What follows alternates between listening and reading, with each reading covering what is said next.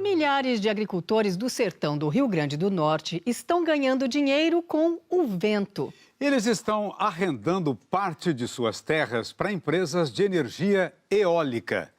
É uma nova fonte de renda, como conta o Edson Ferraz. Estou morando em uma casa amarela, lá na fazenda, aonde tem leite e mel. E para mim o Senhor preparou e deu-me um dom de cantar, para louvar ao Salvador. Quando o seu Romão compôs essa música há 15 anos, a Casa Amarela era apenas um sonho. Hoje, além da casa, ele tem uma propriedade de 300 hectares. Eu vivia sem identidade, eu não tinha mais nem uma casa para morar. Não tinha um pedaço de chão para eu plantar 1 quilo de feijão. A propriedade fica em João Câmara, a 100 quilômetros de Natal. Comprar a terra não foi fácil. Longas parcelas e duras secas quase fizeram seu Romão perder tudo. Nós não tínhamos pago nenhuma parcela. Tinha perdido? Tinha. Eles podiam ter tomado, o banco podia ter tomado. A solução veio há 7 anos, de onde ele menos esperava. Quando chegou uma equipe para me arrendar isso aqui, falando dessa história de aerogerador, eu tinha a maior alegria porque eu ia pegar dinheiro. Ter dinheiro certo. Era. Mas confuso, sem entender o que significava. O que o seu Romão só descobriu depois é que a propriedade dele e de alguns vizinhos ficam no caminho dos melhores ventos do mundo, ideal para a produção de energia eólica. Na fazenda foram instalados 3 aerogeradores, esses cataventos gigantes. Pelo arrendamento, o agricultor recebe R$3.000 por mês. Com o contrato, também ganhou um trator, poço, uma mini estação de energia solar e esse sistema de irrigação para 10 hectares. Foi a salvação da nossa região. Centenas de produtores rurais do Rio Grande do Norte viraram parceiros das empresas de energia eólica, que começaram a se instalar por aqui há 10 anos. Aqui nós temos um vento constante em termos de velocidade e de direção de vento.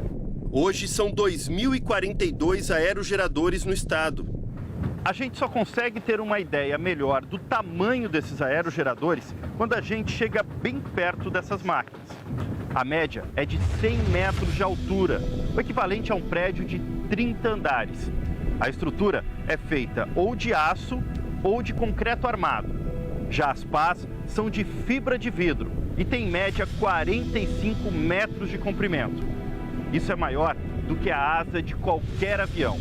Um conjunto desse pode custar até R$10 milhões. Cada torre dessa produz energia suficiente para 800 casas por dia. A gente aproveita a energia cinética do movimento dos ventos para rodar as partes da turbina, que por sua vez estão acopladas a um gerador elétrico, transforma essa energia mecânica do eixo do aerogerador em energia elétrica. A capacidade de produção no Rio Grande do Norte é de 4,1 gigawatts, energia suficiente para 8 milhões de pessoas.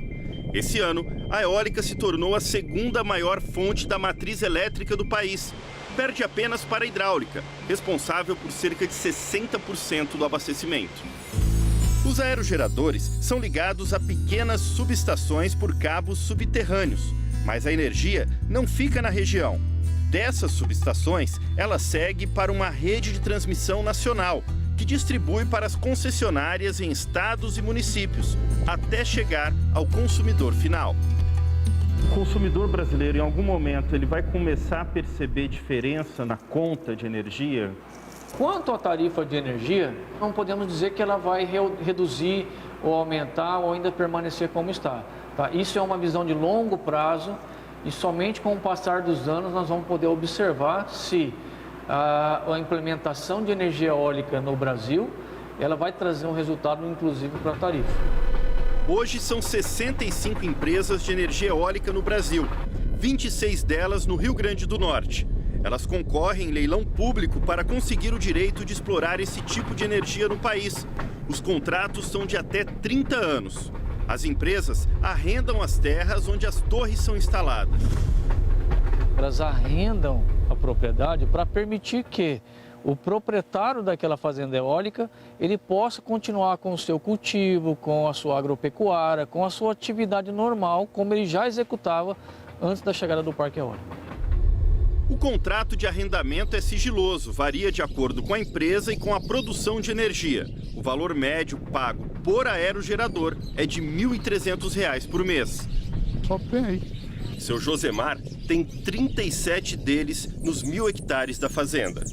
Houve uma geração de renda a mais, uma expectativa, né, de geração de emprego. Ele cria o gado Cindy. É como se fosse o Nelore, só que vermelho. O aerogerador não atrapalha a atividade da pecuária? De forma nenhuma. A tranquilidade está aqui. Bom negócio para os grandes e também para os pequenos pecuaristas e agricultores do semiárido. Parte do dinheiro investido pelas empresas de energia eólica é empréstimo do BNDES. Por isso, entre 0,5% e 1% desse valor precisa ser investido em projetos socioeconômicos nas comunidades dentro dos parques eólicos. Tiago coordena um desses projetos no assentamento Serra do Mel, a 40 quilômetros de Mossoró. Que tipo de problemas sociais vocês encontraram aqui? Desassistência, né? Então eles não têm abastecimento de água, não têm abastecimento de rede de esgoto, não tem transporte público, coleta de lixo. O assentamento Serra do Mel foi criado na década de 60. São 23 vilas com nomes de estados brasileiros, que abrigam cerca de 2.400 famílias. A gente tem a casa e a terra. As pessoas viviam porque vinha um carro-pipa de água por semana para distribuir para toda a comunidade. Então a família tinha direito a 40 litros de água por semana. Hoje, 17 vilas produzem energia eólica. O assentamento sempre teve abelhas. O mel ajudou a manter as primeiras famílias que vieram morar por aqui. Também havia caju. Mas a renda do mel e da castanha não era suficiente. Com a energia eólica, 700 assentados recebem cerca de R$ 1.300 por mês pelo arrendamento das terras. Essa renda aí, mensalmente, o dono do lote tem, isso aí foi uma melhora boa mesmo, muito boa mesmo. É uma quantia que você tem como certa que vai ser pouco ou muito, você vai... A vila também passou a ter água. Só para a gente ter uma ideia do quanto é difícil conseguir água nessa região, o projeto teve de fazer um poço com 200 metros de profundidade. Daqui a água é bombeada para essa caixa d'água com 5.000 litros. Mas o problema, olha só, é que essa água não serve para beber, ela é salobra. Foi preciso instalar esse equipamento que tira o sal da água. Os moradores pegam a água potável nesse chafariz. O galão de 20 litros custa R$ 2,00. Esse dinheiro vai para um caixa e é usado na manutenção do sistema. Como que era antes para conseguir água aqui, São Antônio? Tinha que comprar em outras vilas ou cidades vizinhas. Tinha que andar muito. 5 quilômetros, 10. É o seu Antônio que também cuida dos projetos que a vila conquistou. Num formato de cooperativa, criam galinhas para a produção de ovos, ovelhas e tilápia. Você imaginava que o vento poderia trazer todas essas mudanças? Não, eu não imaginava. Aliás, nunca nem passou pela cabeça da gente que um dia, como diz o povo daqui, a gente ia vender o vento. O vento também trouxe um cinema para a Serra do Mel.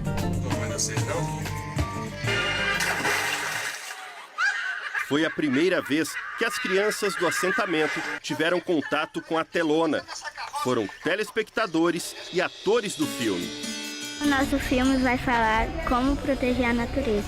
Você conhece a energia solar? É para cinema, para televisão, para geladeira. Pense sobre isso.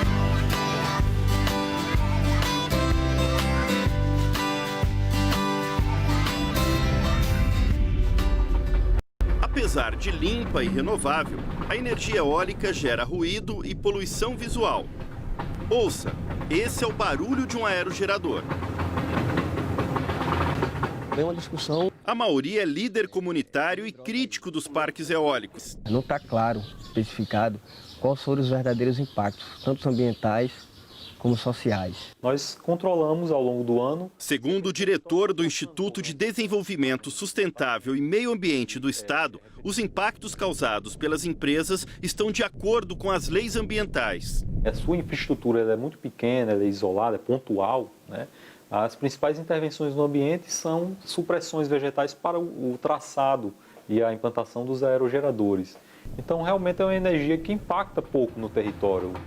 O que nós queremos é que esse volume de investimento e de dinheiro que está passando aqui pela nossa região, né, ele também possa ficar aqui, mas de uma maneira que seja realmente para o desenvolvimento. Eu digo que o secretário de Desenvolvimento Econômico do Rio Grande do Norte reconhece que a contrapartida pode ser maior.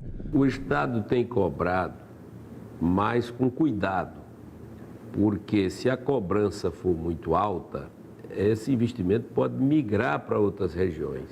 Até onde essas comunidades são responsabilidade dessas empresas e até onde são responsabilidades do poder público? Existe ainda uma confusão nesse sentido?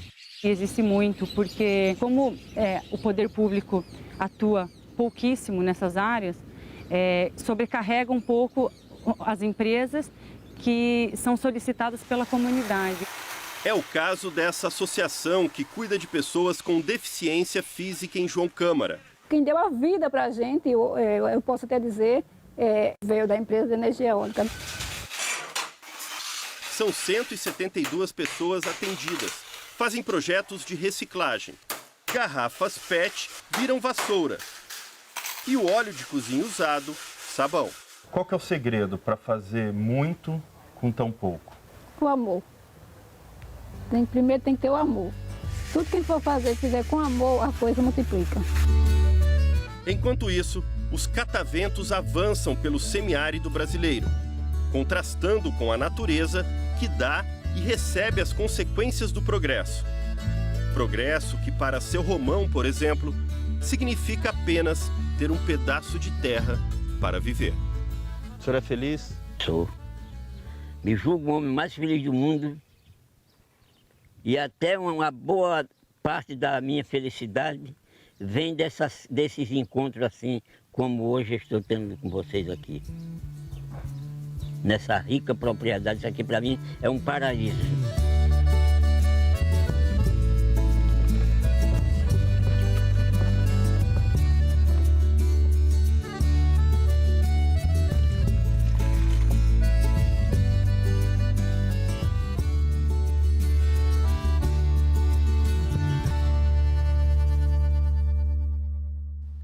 A geração de energia eólica cresceu muito na última década no Brasil. Hoje, 9% da eletricidade do país já é gerada pelo vento. Isso é bom porque trata-se de uma fonte renovável e que não polui o ar. Um bom dia para você. Bom dia e até a semana que vem. O produtor de leite sabe bem o trabalho que dá para manter a higiene na criação. Mas o que pouca gente sabe é que a diferença entre o curral limpo e um outro sujo pode representar muito mais que uma questão só de higiene. É verdade, Ellen. O manejo do esterco pode render economia e lucros para o criador. A reportagem do José Hamilton Ribeiro e do Sandro Queiroz mostra como isso é possível. Estamos chegando a Bom Despacho, centro-oeste de Minas Gerais, a 200 quilômetros de Belo Horizonte. Região tradicional de pecuária, agora vendo ao lado do eucalipto a chegada também da agricultura moderna, na forma do círculo verde dos pivôs de irrigação. O município tem cerca de 50 mil habitantes, alguma atividade diversificada, mas o leite ainda é o carro-chefe da economia. Com 2.500 associados, a cooperativa é a maior empresa de Bom Despacho e tão importante para o mundo rural que o escritório da Emater fica dentro do seu terreno. Ali trabalha o agrônomo Fábio Gonçalves, com mais de 10 anos percorrendo as instalações de leite da região. Fábio observa que um manejo básico, o aproveitamento do estrume, ainda não é praticado direito pela maioria. E hoje nós temos menos de 1% dos produtores utilizando isso para geração de energia. Em torno de 10% é o que faz aquilo que a gente considera como manejo correto, que faz primeiro a compostagem do material para depois estar levando para as lavouras, ou para a pastagem, ou para suas capineiras. E a grande maioria, em torno de 90%, o que faz é simplesmente a retirada desse material da sala de ordenha e levado diretamente para as capineiras, para a cana, para as pastagens. Esse material, como ele não está decomposto, ele pode estar retirando o nitrogênio do solo num primeiro momento para fazer a decomposição desse material. O agrônomo da Emater diz que muita gente não está valorizando nem o lado econômico. Uma vaca de leite comum produz cerca de 25 quilos de dejetos por dia. Numa propriedade pequena de 20 vacas, são 500 quilos a cada 24 horas.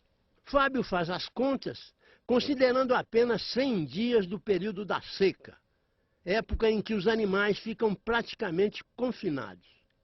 São 50 toneladas de esterco que, devidamente manejado, significam 250 quilos de nitrogênio, 150 quilos de fósforo e 250 quilos de potássio. Isso aí, a preço de mercado hoje, seria uma adubação que com adubo químico ficaria em torno de R$2.000 para o produtor.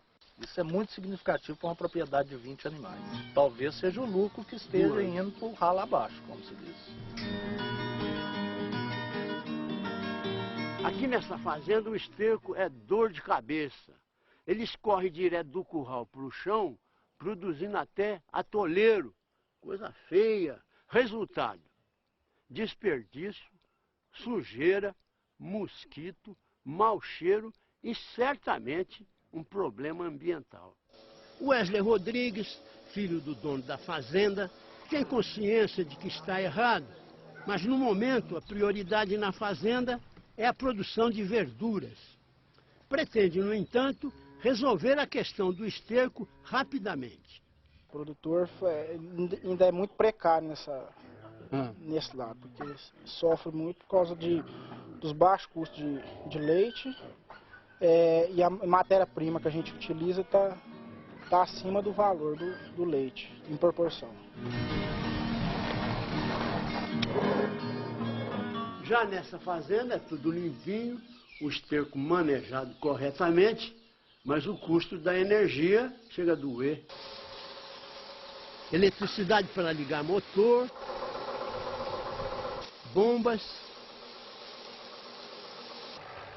E aí esquema de trator com tanque para esparramar churume no pasto. O custo de energia é R$1.000 por mês com energia elétrica e mais uns R$1.500 com o custo do trator, com manejo de esterco. A margem do leite é tão pequena que qualquer coisa que a gente puder economizar talvez seja o lucro no final do ano.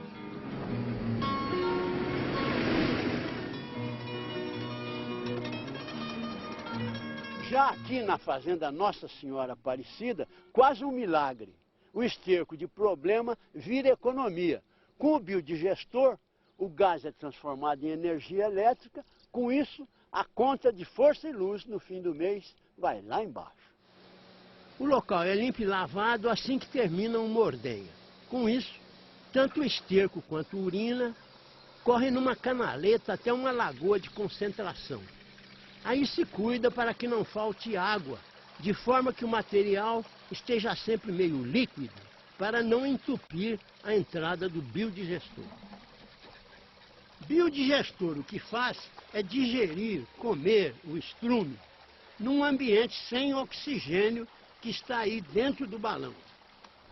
Resultados são dois produtos: o gás, que infla o balão e depois sai por um cano ou pelas válvulas de segurança, e o biofertilizante, que sai por outro cano embaixo.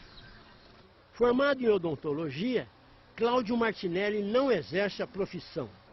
Sempre teve muita habilidade para mexer com máquinas, motores, mecânica em geral. Quais as vantagens do biodigestor aqui nessa situação? Bom, de qualquer maneira o curral tem que ser raspado todo dia. Uma da grande vantagem é para o meio ambiente. que você tem redução de mau cheiro e moscas em geral, principalmente a mosca do chifre. Segunda vantagem é que o processo acaba com sementes de ervas daninhas e eventuais agentes de doença. A terceira grande vantagem é a produção do biofertilizante, que ele é muito melhor do que o esterco cru. Sim. E a quarta vantagem é a produção do biogás. Martinelli gastou R$20 mil para apanhar tanto o digestor, que comprou pronto, quanto o conjunto motor-gerador. Bom, só esse motor já dava uma reportagem, porque o motor é de Maverick, um carro antigo que foi comprado no ferro velho. O escapamento entra dentro de uma fornalha para esquentar a água para lavar as ordenhadeiras. E a hélice e o radiador desapareceram para produzir mais água quente também para lavar a ordenhadeira e outras coisas. Agora, me disseram que, de qualquer maneira, precisa de um filtro especial. E eu tenho esse filtro especial que você está falando. Cadê ele? Esse filtro fica aqui dentro desse PVC. Peraí, o gás vem lá por baixo, né? Vem lá por baixo, do biodigestor. E daqui ele vai pro motor. Daqui vai pro motor. No caminho está o filtro aí. Tá o filtro. Então, especial. Especial. Um pedaço de espuma. Espuma. E palha de aço. E quanto custa, afinal, esse filtro? R$3. Vamos agora conversar com o Antônio Baessa, empregado antigo da fazenda, e um entusiasmado com o efeito do biofertilizante nas plantas. Sem ver nenhum bem-te-vi por aqui, a gente vem escutando seu canto meio esquisito. Logo vê que é seu Antônio que arremeda passarinho. E o passo preto como é? Vai ele lá. Tem um iambu também. É. A capoeira. E o curiango é assim. Amanhã eu vou. Amanhã eu vou, ele fala. Ainda não poli, né? Mas a questão aqui é saber do seu Antônio se o biofertilizante ajudou na cana cortada há 15 dias em plena seca. Um esterco seco, a gente teria que esperar a chuva lá para os seus 2, 3 meses, né? E o chorume resolve praticamente na hora. Você já joga em forma de uma adubação líquida. Desde que foi instalado o digestor, Martinelli usa o biogás só para produzir eletricidade. Agora uma coisa, será que aproveitar o gás do biodigestor para fazer energia elétrica, será que é a melhor coisa a se fazer com ele? Nós vamos dar um pulo em Jaboticabal, lá no norte do estado de São Paulo, atrás de um especialista para nos tirar essas dúvidas. Depois nós vamos voltar aqui. Viemos atrás de um professor do Departamento de Engenharia Rural. Professor Jorge de Lucas, que trabalha há quase 30 anos com biodigestor, está no momento testando o gás de um aparelho experimental, vendo-o queimar. Professor, que gás é esse? Esse gás é o chamado biogás.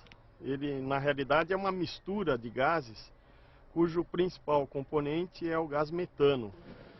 Esse gás não tem cor nem cheiro, mas carrega um poder de poluição muito grande. Por isso é de interesse de todos que o metano seja queimado antes de subir para a atmosfera, onde se torna uma das causas do aquecimento global. Hoje existe até um valor de mercado como forma de recompensa para quem presta esse serviço ambiental. Uma vacada como essa produz, enquanto viva, além do leite e da possibilidade de extração de gás do estrume, mais um elemento de valor no mercado internacional, o chamado crédito de carbono. Uma vaca como essa, quanto vale em crédito de carbono? Se ela for totalmente confinada, ela pode gerar de 5 a 6 créditos de carbono por ano. Como cada crédito de carbono equivale a R$ 35, uma vaca pode significar R$ 175 por ano.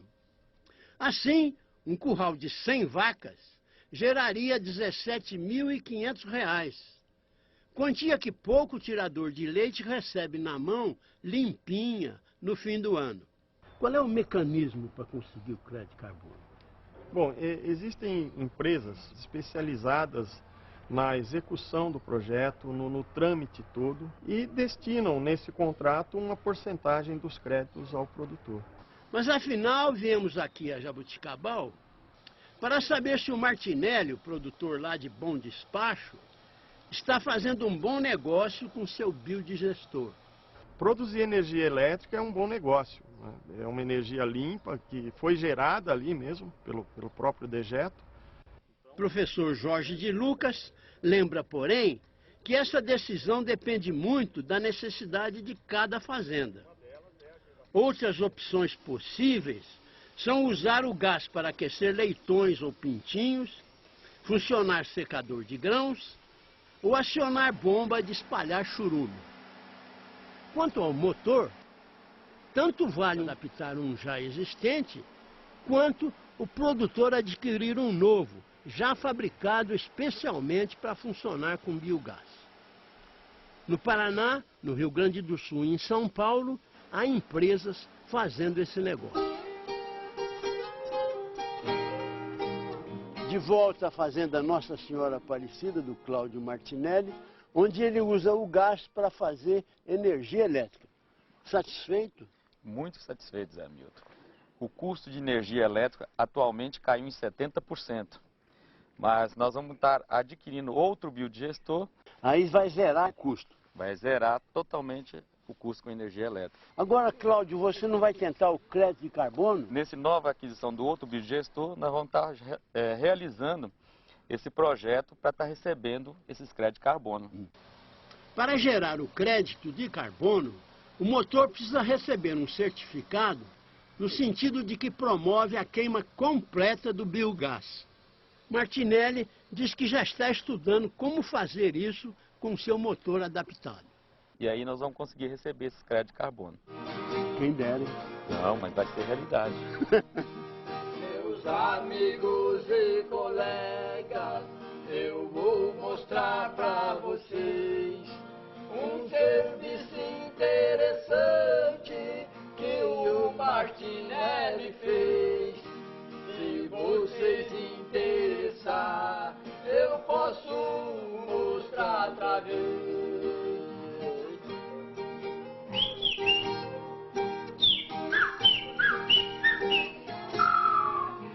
Martinelli faz parte de um grupo de pessoas de bom despacho que se reúne toda quarta-feira na casa de um para conversar, queimar uma carne, ouvir uma viola.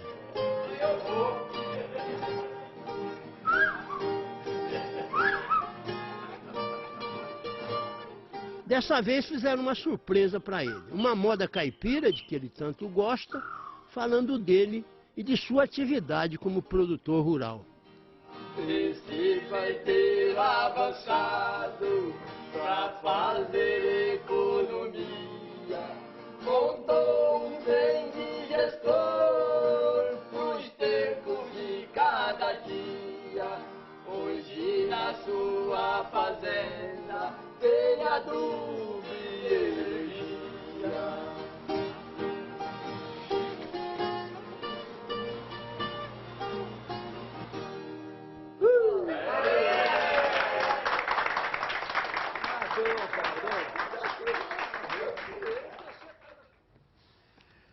No mercado internacional do crédito de carbono, são as empresas de países ricos que pagam a quem reduz a poluição da atmosfera. Ainda é difícil conseguir o benefício por causa de uma complicada burocracia, mas a tendência é que, com o tempo, ele se torne mais acessível. Você vai conhecer agora uma fazenda gaúcha pioneira na produção de um queijo da família do parmesão, consagrado na Itália. Ainda antes da pandemia, os repórteres Ellen Santos e Sandro Queiroz acompanharam de perto a produção, que combina tradição e alta tecnologia. Essa longa planície no nordeste do Rio Grande do Sul tem sua história ligada à criação de gado.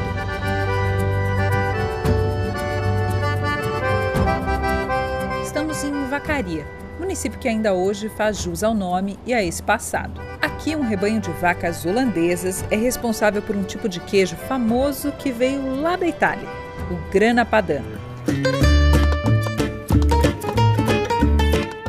Grana é por conta de uns grãozinhos que marcam a textura da massa. Lembra um parmesão. Padano diz que ele é típico da Padânia, no norte da Itália. Fora de lá, não pode ser chamado de grana padano, é só tipo grana. Em Vacaria, a receita foi importada nos idos de 1990 e segue o mesmo padrão até hoje. Um bom queijo é resultado da transformação de muitos ingredientes de qualidade. O que vem mais fácil à nossa cabeça é o leite, mas tem matéria-prima antes dele. A primeira etapa de produção é aqui, na alimentação do rebanho. A gente pode dizer que a receita do queijo grana começa aqui, na composição desse almoço. As vacas em lactação ficam confinadas em galpões como esse. Vacas comem silagem de milho, silagem de grão úmido, pré-secados, caroço de algodão, farelos de soja, minerais e vitaminas. O Ângelo, veterinário, explicou o que pode, mas curioso mesmo são os nãos. Não pode alimento cítrico, não pode planta verde sem processamento. Principalmente por causa da cor e do gosto do queijo. A clorofila que tem na planta in natura, antes de pressecar ou antes de enfernar, vai colorir a gordura do leite que vai dar cor no queijo. O queijo tem que ter a massa branca. Alimentação rígida que vem quase toda de dentro da fazenda. Olhando do alto, a gente vê várias atividades integradas. Curral com vacas em lactação, pasto para os animais em outras fases. Lá longe, lavoura. Os silos guardam o que vai virar comida. E ao lado, um complexo de gestão de resíduos. Dos currais sai toda a sujeira do rebanho, junto com a água usada na limpeza. Só que isso é transformado em novos produtos aqui mesmo, dentro da fazenda. Ali do outro lado, naquele complexo que inclui uma estação de tratamento e biodigestores. São soluções diferentes para cada resíduo. Nós tivemos um investimento entre 2,5 milhões a 3 milhões. Só que o retorno econômico que nós temos com isso, o pagamento disso, ele não chega a 3 anos. A gente recupera esse investimento em menos de 3 anos. A começar pela água, 1.300.000 litros por dia. Mas só 300 mil são de água nova, usada na sala de ordenha. O restante é água de reuso que passa o tempo todo por essa estação de tratamento. A lavagem dos currais traz junto sobras da palhada, que serve de cama para o gado. Separado por gravidade, esse material entra nesse galpão. Nós secamos a cama e reaproveitamos a cama das vacas. Já as fezes dos animais seguem para os biodigestores. O esterco entra em decomposição e libera gases, principalmente o metano. Ele é um gás que provoca aquecimento do planeta, mas também pode ser usado como energia. É um biogás que alimenta as caldeiras da queijaria. Nós estamos economizando aí R$70 mil por mês, deixamos de poluir e queimamos na caldeira do queijo. Esse círculo de produção que faz resíduo de um canto virar matéria-prima do outro foi construído aos poucos ao longo de quase 40 anos da fazenda. Foi um plano desse homem, o seu Raul Randon. Ele morreu em 2018, aos 88 anos. Empresário do ramo de logística, construiu uma famosa marca de carrocerias. No comecinho da década de 70, decidiu investir no campo. Hoje, a fazenda segue sob os cuidados da família do seu Raul. Esse é o genro Sérgio. Eu sempre dizia assim, Sérgio, problema pequeno e problema grande é o mesmo. Então vamos pensar grande, porque o problema tem que resolver. Então ele pensava grande. A fazenda virou um grande empreendimento e hoje é uma das maiores produtoras de maçã do Brasil. Faz vinhos que saem de parreirais dos Campos Altos, azeites e, claro, o queijo tipo grana, que começou a ser produzido em 1995. Foi um pouquinho depois disso que o Vic Yazzi conheceu o seu Raul. Quanto é que o senhor precisou investir para montar toda a estrutura para produzir o queijo? Bom, hoje, eu posso dizer, não tenho o número certo hoje, mas é acima de 4 milhões de dólares. Né? As primeiras 60 novilhas vieram dos Estados Unidos, numa história que, olha, mais parece piada. Gerou uma repercussão grande quando as novilhas desceram no aeroporto de Porto Alegre. Então assim começou. E não é uma lenda que veio de avião. Não, é verdade. Vieram todas de avião. Foram 2 Boeing cheios de novilha. Hoje são 1.050 animais em lactação. 2 ordenhas por dia num sistema automatizado chamado de carrossel. O leite é bombeado direto para reservatórios resfriados e dali para o caminhão-tanque. Seu Juca leva todos os dias 35 mil litros de leite fresquinho para a queijaria.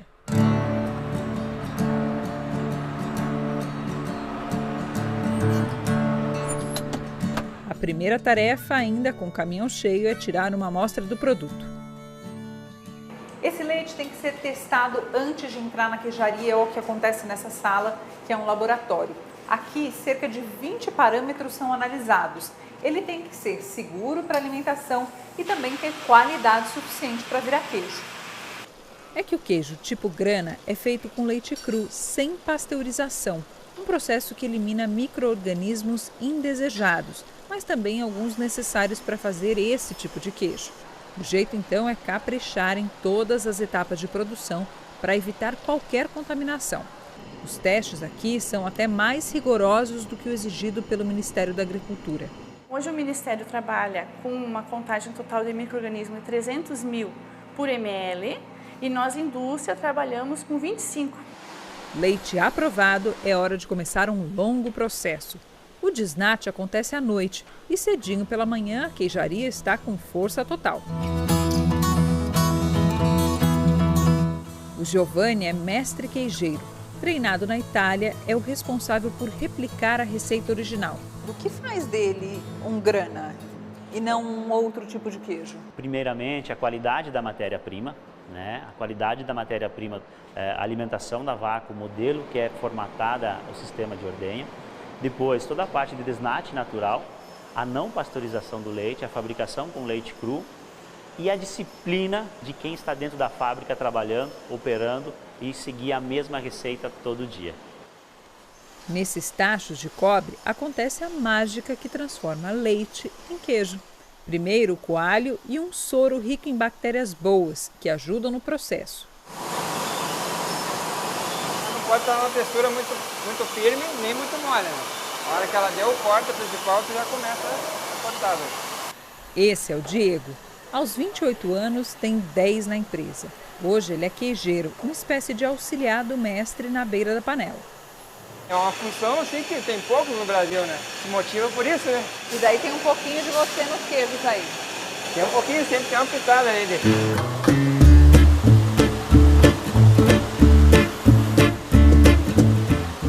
Esse é um queijo que exige literalmente mão na massa. Por isso, funcionários aqui também têm que caprichar na higiene pessoal. Daí eu vou sentindo conforme ela tá, né? Se ela tá muito firme, muito mole, né? Daí eu vejo tudo aqui para apurar, né? Já deu a liga, né? Para cada panela com 1.000 litros de leite, saem 70 quilos de massa de queijo. Guindastes e robôs ajudam a movimentar o queijo daqui para frente. Essa é a sala das prensas, onde o produto ganha forma. O queijo permanece durante 24 horas na sala de prensagem e durante essas 24 horas a gente faz a troca de pano para facilitar a saída do soro. Aí é salgar o queijo e tudo ganha uma proporção gigante. 70 peças entram nessas piscinas todos os dias e ficam por pelo menos 3 semanas. Mas todo esse tempo é nada perto do que está por vir. Atrás dessa porta está talvez o lugar mais importante de toda a produção. É uma sala de maturação, onde o queijo vai passar boa parte da sua vida. Que lugar impressionante! Aqui nós temos 23 mil queijos guardados durante um ano. 23 mil aguardando um ano para após serem comercializados. E o que acontece aqui nesses 12 meses? Aqui o queijo ele fica numa fase de degradando a lactose e concentrando proteína e gordura. E isso faz com que o queijo crie os cristalzinhos e também tenha o sabor inigualável que ele tem. Um robô vira as peças e limpa a casca, um a um. E o tempo se encarrega de todo o resto.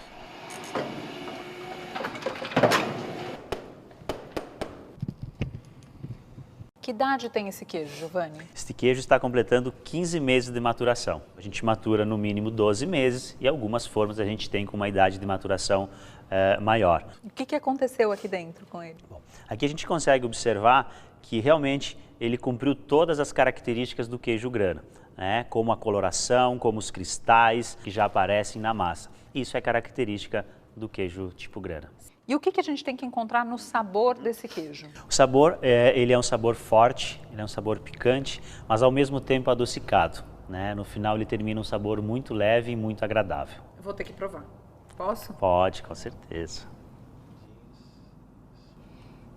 Delícia. Eu adoro queijo, então já acho delicioso. E ele é um queijo efetivamente forte e que tem uma consistência, tem grãos, né? Os grãos. É isso mesmo. Isso mesmo. Tu já consegue sentir todos os grãos, que é em função da qualidade da matéria-prima, mas também do tempo de maturação, da longa maturação. Queijo é difícil dar uma mordidinha só, né, Giovanni? O queijo tipo grana hoje é vendido em todo o Brasil. E a fazenda já trabalha para dobrar a produção e atender também outros países, um mercado que já bate a porta. A gente já tem alguns clientes na Europa interessados, aí tu vai dizer assim, mas na Europa? Não, mas na Europa, não na Itália. Em outros países, né? A China é um país que compra queijo bom e tem mercado, a Rússia também, né? Então tem muita coisa. E aqui a América do Sul.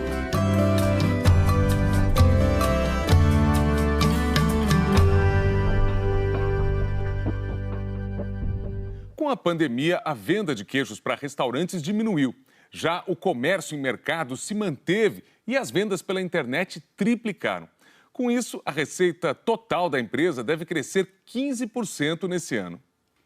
Um bom dia para você e sempre use máscara quando precisar sair de casa.